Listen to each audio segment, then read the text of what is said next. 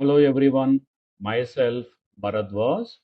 In this video, I will show you overview of Foundation Fieldbus network from the field to the control system.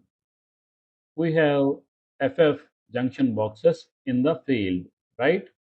In our video, I will consider only one FF junction box for easy understanding. So this is our Foundation Fieldbus junction box, and the field instruments are connected to this junction box. These are Foundation Fieldbus instruments. Remember that you have to connect only FF instruments to this junction box. And the cable between the junction box and the field instrument is called as spur cable.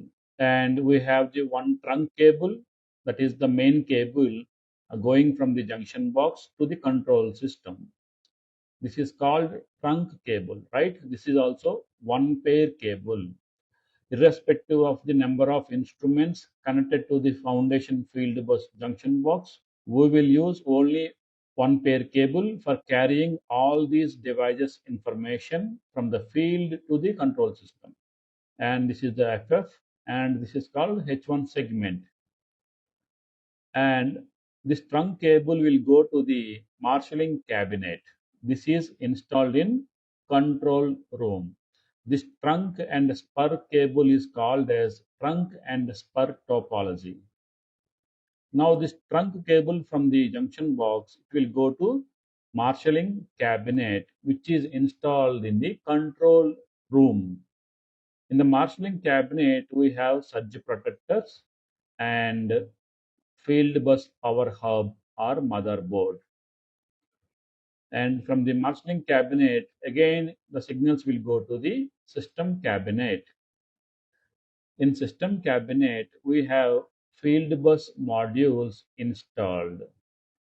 System cabinet houses the electronic cards like power supply modules, CPU, I/O modules, analog input, analog output, digital input, digital output, serial communication modules, and Foundation Fieldbus modules.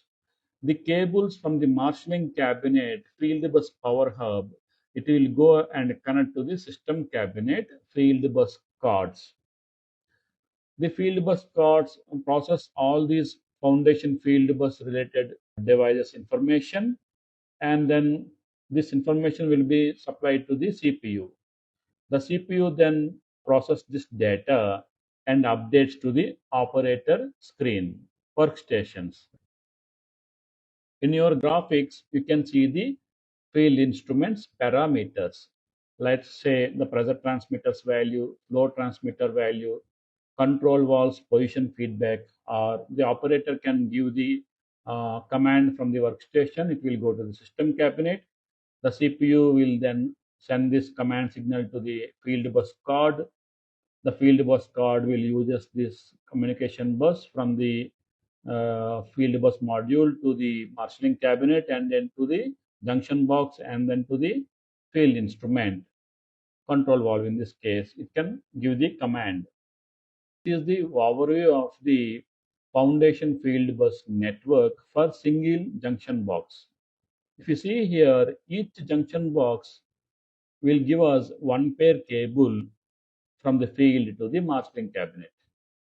If you have, let's say, 50 junction boxes, then you will receive 50 number of one pair cables from the field to the marshalling cabinets. Remember, I'm just saying the actual requirement of the trunk cable.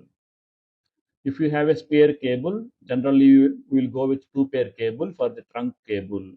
One we will use, and the second pair is the spare. I'm just showing you the actual requirement cable here, one pair, for easy understanding of the topic. So this is the overview, and you know that what is the field section? The junction boxes, the field instruments, all these are installed in the field. This is the field section.